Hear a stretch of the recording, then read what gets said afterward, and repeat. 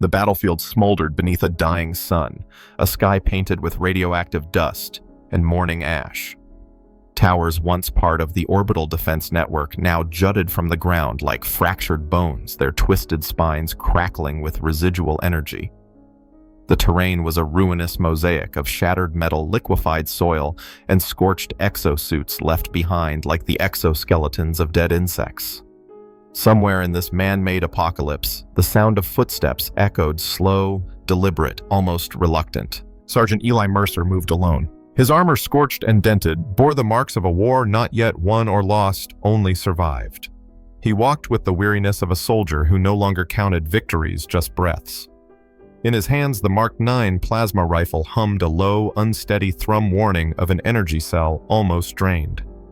His heads-up display blinked, garbled with static, the friendly tagging protocol long dead. No comms, no signal, just him, the ruins, and silence. The bodies had already begun to decay in the irradiated wind. He passed a crater where a mech's legs still twitched phantom nerves, reacting to a CPU long since reduced to slag. Beyond it, a Lazari war banner lay half-buried under blackened ash, its once proud sigil torn and burned, symbol of a species, feared for its elegance and violence, its technological superiority, its disdain for the biological fragility of humankind. And yet no banner could stop a rail cannon slug. He kept walking, boots crunching over glassed rock, until a faint shimmer in the periphery made him stop. Someone lay beneath a tangled wreck of alloy and bone-white armor. The light shifted, glinting off strands of silvery hair spread like threads of liquid metal across the ground. The figure was half-buried, motionless, collapsed beneath the bent struts of a downed Lazari spear cruiser. Her armor, unlike anything human-made, clung to her body in seamless organic curves, but it was cracked, leaking pale luminescence from deep wounds. A dark smear of Lazari blood traced a line from her hip to the ground, its eerie glow pulsing like a dying heartbeat. She was still alive. Her chest rose faintly, then fell, a rhythmic defiance against death. He moved closer. Silent breath caught between instinct and decision. The Lazari were known for their ruthlessness, their psychic acuity. A highborn could shatter a soldier's nervous system with a glance, or so the stories claimed. But this one was broken. Not dead, not whole. Damaged in a way that made her feel suddenly real.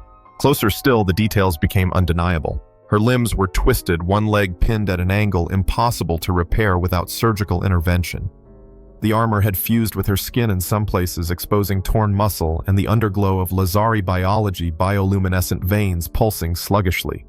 The cranial node at her temple signature of a telepath was cracked. No threat now. No threat at all. Her eyes opened. Gray, storm-colored, alien, unblinking. Eyes that saw him not as a target, not even as an intruder, but simply as something unexpected. Not pity, not fear, just a question. Protocol screamed in his head, "Leave the alien, secure extraction, survive." But the silence around him answered with something colder emptiness. No orders were coming. No evac. No one else had stayed behind. They had all left her. He crouched beside the wreckage, carefully assessing the debris. A broken truss collapsed, plating fused edges. It would take time to dig her out. Time he didn't have. Yet his fingers moved anyway. The first piece of armor came free with a groan. Then another. The sound of tearing composite fibers echoed in the stillness like a vow. He worked in silence, each breath heavy with ash and radiation, each movement deliberate and slow. Her body shifted slightly as he cleared more of the wreckage, light impossibly so despite the strength suggested by the armor's form. Her skin beneath the damage was lavender gray, smooth like stone polished by centuries of wind. Not cold, not warm. Something else entirely. The moment he lifted the final plate, her chest spasmed with pain. No sound, no cry, just a sharp intake of breath. Even paralyzed, she had discipline. He slid his arms beneath her, muscles aching from fatigue, his mind blank with the wrongness of what he was doing. Human and Lazari, enemy and survivor. But there was no logic left here, no war to finish. Just a fragile weight in his arms and a battlefield indifferent to either species. He stood slowly, the Lazari warrior slung against his chest like a shadow. Her hair brushed his shoulder. It shimmered in the wind, catching the last rays of a sun bleeding out behind the ruined hills. She did not speak, and he did not need her to. He turned away from the wreckage, from the war, from every order ever drilled into him, and walked into the ash-stained dusk with a body that should have been left behind, but wasn't. Not this time. The landscape around them groaned under the weight of silence and ash.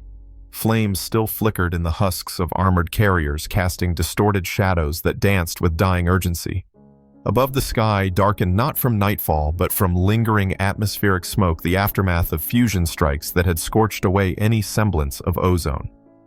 Through this tomb of steel and memory, Eli moved steadily, burdened not only by the alien warrior cradled in his arms, but by the echo of what he was doing. She did not stir. Her breath remained steady against his collar, barely perceptible, except for the faint flutter where her chest brushed his chest plate. He could feel the subtle temperature difference between their bodies. Not cold, not warm.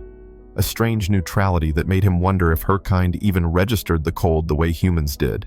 A gust of wind swept across the ravine, carrying with it the stench of ozone and cooked metal. A low rumble warned of structural collapse nearby. Nothing he could do about that. His only path forward was a narrow corridor between two blasted mech frames, limbs tangled like dying titans. He slid through, careful to keep her head tucked against his shoulder. Every movement jostled her injured spine. He could feel it in the way her muscles spasmed involuntarily, in the slight tremors that passed through her fingers, still curled against his armor. She made no sound. That more than anything told him how bad it was. A kilometer further and his legs began to buckle under the strain. She was light for her size, but hours of battle dehydration and adrenaline burnout had taken their toll. He found a fractured bulkhead and gently slid her down beside it, cushioning her against a folded tarp he pulled from his emergency pack. Her head lolled slightly, eyes half closed, unreadable. He unpacked a water ration and knelt beside her. The cap hissed as he twisted it open, the smell of mineralized hydration hitting his nose. He lifted it to her lips and hesitated. Would she accept it? Would she understand? He tipped the bottle carefully. A single drop touched her mouth. Her lips parted slightly, not from thirst, but invitation. He pressed the bottle again, slow and measured. She swallowed. Somewhere in that moment, her gaze sharpened. She was watching him not with suspicion, nor even gratitude. Something more primal. Something Eli couldn't yet name. Her eyes tracked his face, his jawline, the dark stubble and cracked lips. She wasn't studying him as a threat. She was cataloging a paradox. Human, brutal, compassionate. He offered her a ration bar next, breaking it into smaller pieces, letting them dissolve against her tongue. Her taste receptors, it seemed, reacted visibly. Her nose wrinkled. Her expression flickered for a moment, disgust, curiosity, then amusement. He smirked just a little. The sky rumbled again. No thunder. That was orbital movement. Something was still alive up there. Probably not friendly. Time to move. He took one last look at her leg. Bone fractured. Armor fused into flesh. He couldn't fix that here, but she would die out here if left. He adjusted the harness and lifted her again, this time with slightly more familiarity. Her breath tickled his neck. Not unpleasant, just unexpected. He kept moving, angling downhill toward a ravine known in pre-battle maps to hold maintenance tunnels if the structure hadn't been obliterated. After an hour of careful navigation, he found it. A utility shaft half buried under slag and broken girders. The metal glowed faintly from heat, but the entrance was intact. It wasn't an escape, but it was cover. He ducked in, letting the darkness swallow them both. Inside it was cooler, damp. The air tasted of stale circuits and coolant. Glowing mold crept across some of the walls, bioluminescent patches that pulsed gently with the rhythm of an ecosystem long forgotten. He moved deeper, following the slope until they emerged in a maintenance bay, a small chamber with power flickers still twitching across long, dead panels. He laid her gently onto a makeshift bench and scanned the room. No hostiles, no surveillance. He exhaled. He began cleaning her wounds. He didn't know her biology. Not exactly. But wounds were wounds. He sterilized a blade, sliced away the fused armor with a surgeon's care. Every exposed inch of skin revealed new mysteries, tissues that shimmered under light muscle fibers, braided like silk cords, and blood that glowed faintly blue-green as it beaded and rolled. He cleaned gently, methodically. Her body remained still but not lifeless. Her eyes tracked him even as her limbs refused. There was no sign of pain in her expression, but there was focus. And something else, something like listening. Not to him, to his presence. The silence stretched between them, filled only by the quiet buzz of old power lines and the scrape of metal against armor. He felt something change as he worked. Not physical. A shift in atmosphere. A warmth. A pressure in the center of his chest. A resonance faint but undeniable. Was she doing something? He looked up. Her gaze met his, calm and endless. He didn't speak. There was no need. He finished stabilizing the worst of the injuries and wrapped her in the thermal lining from his pack. As he settled beside her exhausted, she stirred. A single hand moved no longer limp. Her fingers brushed the back of his wrist. The touch was feather light, almost hesitant, and then she fell still again. Eli stared at the contact point for a long time, as if it held a question he hadn't yet learned how to ask. Then he leaned back, watching the bioluminescence breathe along the walls, and listened to the two of them breathing alone in the dark. One step past orders, one breath past reason. And for the first time in hours, he didn't feel alone. The utility bay was quiet, but not dead. Circuits hummed faintly under the walls, powered by some forgotten energy reserve. Glowing mold webbed the ceiling like organic circuitry, flickering softly green, then pale violet, then back again, mirroring some hidden rhythm. The alien woman lay where Eli had wrapped her, breathing slowly, her face turned toward the dim light, her body still broken but less lifeless. She hadn't spoken since the battlefield.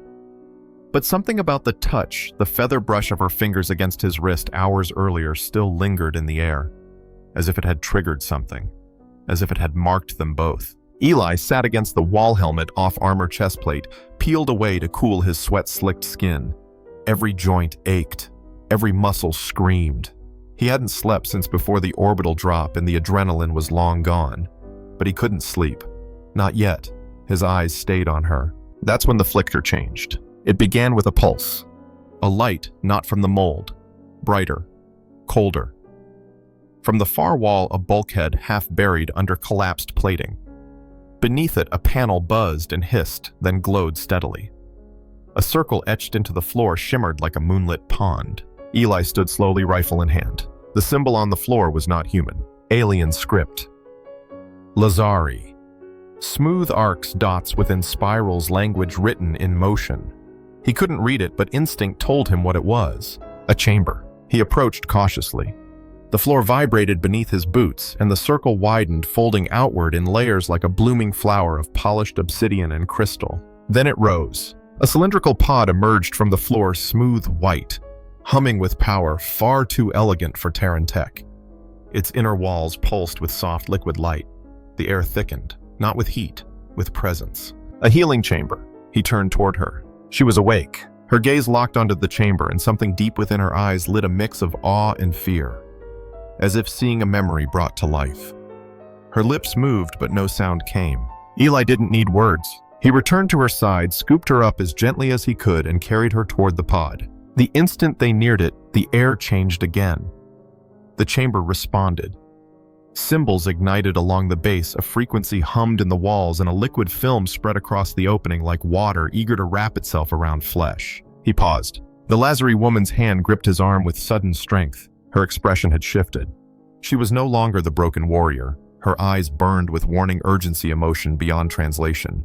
He didn't move. Her hand slid up, fingers trembling, and pressed lightly to his chest, above his heart. And then she touched her own. A ritual, a gesture. Understanding came slowly but powerfully. The healing pod was not just medical. It was biological, not built for single subjects, not purely technological. It was a ritual system, a Lazari sanctum, a sacred bonding interface designed to heal through resonance, not separation. Designed for two, operator and patient, bound together. He looked into her eyes. No fear there. Only certainty. Eli exhaled once, a deep breath that felt like release, and stepped into the pod with her in his arms. The chamber reacted instantly. The fluid surface closed over them like silk, temperature stabilizing sound, vanishing into a perfect hush. The world fell away. Only pressure remained, gentle, rhythmic, like a heartbeat transmitted through every nerve. Light suffused the space, not blinding. Internal in every sense, touch, sound, memory. It began. The chamber didn't scan, it merged. His thoughts slowed. His skin tingled with heat and electricity. Then contact. Not physical, not visual, sensory connection. Her mind touched his. Not like a voice, more like an echo inside him, a vibration of her awareness that mirrored and intertwined with his own. Images passed between them, shapes of memory, bursts of emotion. Her childhood crystalline towers, sky bridges suspended in mist, the hum of psionic rituals under a twin-moon sky. His past Earth's brutal winters running through rain as a child the first time he held a rifle. Pain, hope, duty, loneliness, everything interlaced. And then the pulse deepened, their skin aligned along glowing conduits. Molecular codes read translated reshaped. A resonance formed a biological sync deeper than any fusion reactor, more primal than attraction. The chamber breathed. Then the shock hit, a flash of light, a surge through their spines. She arched in his arms and he gritted his teeth, grounding her movement with his own body. Not pain, transcendence. The interface had moved from nerves to blood, from cells to something far stranger. Mitochondrial language. Genetic bonds not meant to cross species now fusing like two halves of a puzzle never meant to fit. And yet they did. Something new began to hum at the edge of their shared awareness. A presence. Small, new, unformed. Not a system, not a glitch, a heartbeat. There, between them. It pulsed, once soft, unsure, then again, brighter. Eli's thoughts surged. Not possible. The healing pod flickered with approval, its resonance stabilizing energy levels reaching a crescendo. The fusion was complete. He opened his eyes. She was cradled against him, her head tucked into the space under his jaw, her fingers curled into his chest, and she was breathing deep, strong. He looked down. Her eyes blinked open. They weren't just storm gray anymore. They held flickers of brown. His brown. She moved. Gently at first, testing limbs she hadn't felt in hours. Then stronger. She sat up inside the pod facing him, moving as if the pain was a memory of someone else. And then she touched her abdomen, eyes wide. He knew before she said it. The pod opened. The healing pod's hatch split open with a whisper of mist, releasing a wave of warm vapor that shimmered in the cold light of the maintenance bay. As it cleared, two silhouettes emerged, no longer separate but impossibly synchronized. Eli stepped forward first, his armor reassembled by the chamber's nanotech systems now bearing Lazari markings faintly etched into the plates like bioluminescent veins. Behind him she walked, no longer limping, no longer broken. She moved like water made flesh, perfectly balanced, silent in her steps, eyes glowing softly in the chamber's afterglow. Her armor had reformed as well, contoured to her shape, subtly altered, touched now by human texture, rougher lines across the waist and shoulders hybridized, as if both bodies and both cultures had agreed to share skin. Their bond was no longer metaphor. It hummed between them, a low resonance felt in the bones. Every breath, every heartbeat matched. They paused just outside the chamber. The Lazari warrior turned toward Eli, her gaze tracing his face with wonder, not as a stranger anymore, not even as a savior, but as something else, something bound. When her hand brushed his, the contact lit up their connection like a spark across dry leaves. Sensory input flowed in both directions. Now he felt the way his presence calmed her nerves, how the floor felt beneath her bare feet, how his heartbeat resonated inside her chest. And in return, he saw what she saw: movement. The tunnels ahead weren't empty. Footfalls. Infrared signatures. Approaching. Drade units recon class moving in a search pattern. She turned to him. No words. He already knew. They were going to fight. He checked his plasma rifle. Still operational. Slightly charged from the chamber's energy burst. But not enough. They needed more than bullets. They needed instinct. And they had that now. She reached for the twin Lazari blades on her back. They had reformed with her armor curved like crescent moons, their edges glowing with psionic charge. Her hands knew them, and now so did his. As if her combat memory had spilled into his fingers, he understood them. How to wield, where to strike, how to pivot. He met her gaze, no orders passed, no tactics required. They moved. The first Drade patrol never saw it coming. Eli ducked low, sweeping beneath the ruined gantry, as the Lazari warrior launched herself forward, twin blades slicing the air in spirals of white heat. The enemies fell before they even aimed. One raised a weapon. Eli's plasma bolt shattered its core. Not just effective, surgical. She didn't need to tell him where to go. He was already moving to flank the next wave, her awareness bleeding into his mind as if her eyes were guiding him from behind. He felt her balance shift behind him and pivoted to cover her without thought. The fight became dance. Two minds, one rhythm. He pulled the trigger and she twisted past him, blade slicing through the air where he'd drawn attention. The enemies hesitated, startled by the impossible coordination. But hesitation was fatal. The second wave dropped. They pressed forward. Eli's HUD adapted in real time, overlaying predictive motion paths not from the rifle's systems but from her mind. It was as if her thoughts wrote code into his gear. Every time she sensed movement, he saw it too. Every time he braced to fire, she pivoted around the recoil. They were faster than tech, smarter than algorithms. In the heat of it, he felt something change, a pulse through the bond. Then came the shift in air pressure, an electric flicker at the edge of awareness. Not her, not him. The child, still no more than a concept between their cells. It was already alive in the bond, sharing what it sensed. Warning of danger ahead, feeding them premonitions that crossed time like ripples. They moved seconds before an ambush happened, killed shadows before they formed. Not precognition, something more intimate. Their child was responding to threat not by screaming, but by amplifying instinct, using its own developing nervous system to heighten the connection between mother and father. The result was terrifyingly effective. They breached the corridor leading out of the maintenance bay back into open terrain. More enemies, heavy class, energy shields, coordinated. No time to hide, but they didn't run. They stood back to back. She whispered through the bond, not with words, but with feeling. Let me lead. Eli dropped into a low stance and opened fire, carving arcs through the forward line. She launched herself over him using his shoulders as leverage. Her blades sang, slashing through shields with unnatural precision. She landed in the middle of them, spinning like a star gone nova. He followed, never missing a beat. When they fell, the silence was deafening. Their bond pulsed, stronger now, steady. But they weren't done. A shimmer of static in Eli's helmet caught his attention. Not interference, a signal. Alliance command faint, distorted, but alive. They had to move, fast. He looked to her. She nodded before he asked.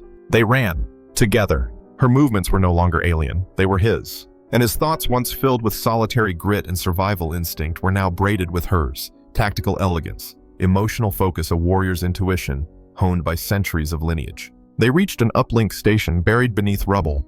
The signal strength surged. Reinforcements might come, or enemies might hear. She touched the interface.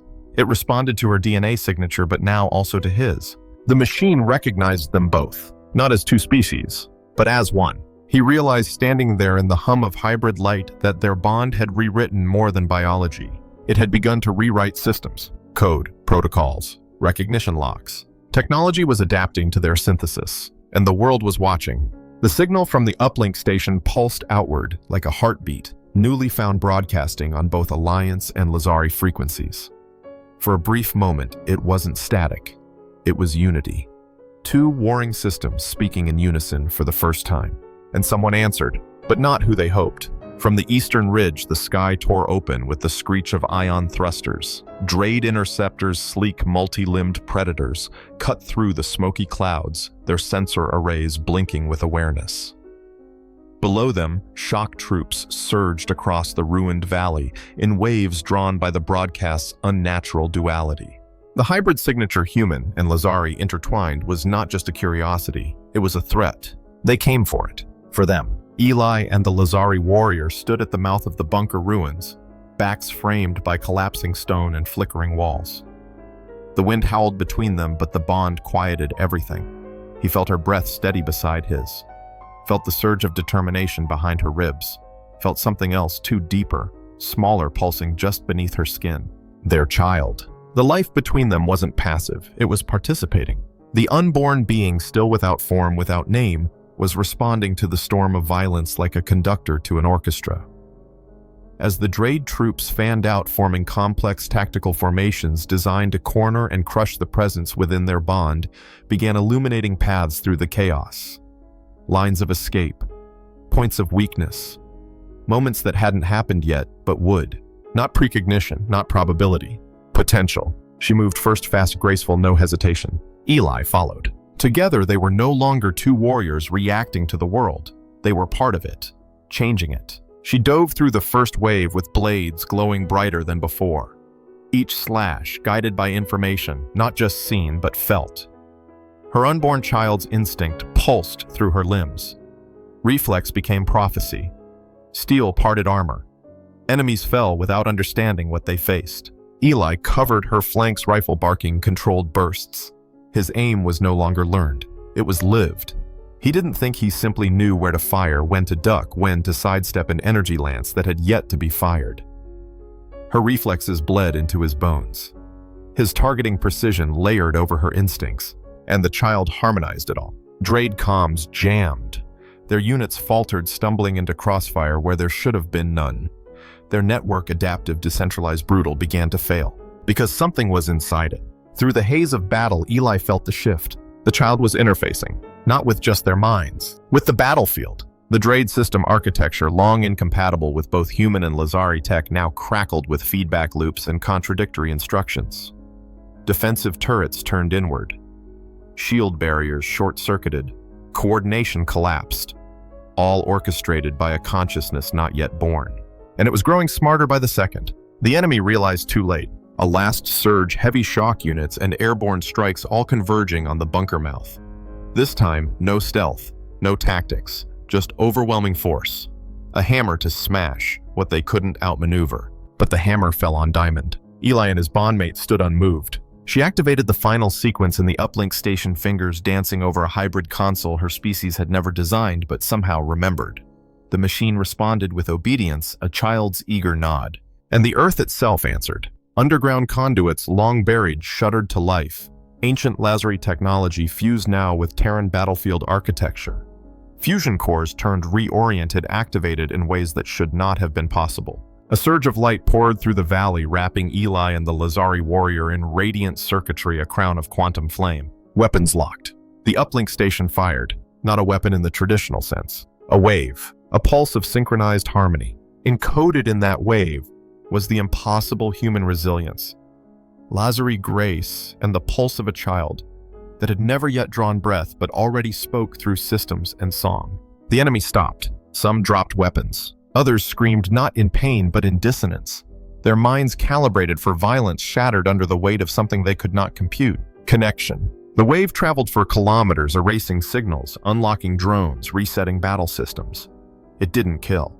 It awakened. Eli stood in the center of the storm, heart racing in his chest, not from exertion, but awe. Because in his mind, he no longer felt just her, or even just the child. He felt the Dae'lyra, their fear, their confusion, and their retreat. The tide turned, not from bullets, not from strategy, but from being. Behind them, Alliance dropships thundered through the cloud cover. Lazari orbitals shimmered into atmosphere, cloaked ships decloaking not with aggression but alarm. Commanders from both sides poured out onto the battlefield moments later, weapons-drawn systems on high alert. Then they saw, not a weapon, not an enemy, a man, a woman, and something new between them. Eli didn't flinch when the Alliance captain barked demands. He didn't react when the Lazari Highblade stepped forward, eyes narrowed in shock. His bondmate stood beside him, serene, powerful, untouchable. The child within pulsed once more, and for an instant all nearby systems synced. Rifles lowered. Tension dropped, and two empires saw their war not as necessity, but as habit, the habit now broken. The field fell still, not in death, but in something far rarer, understanding. The kind that didn't require words, only presence. The kind that passed between species, not through treaties or diplomacy, but through proof.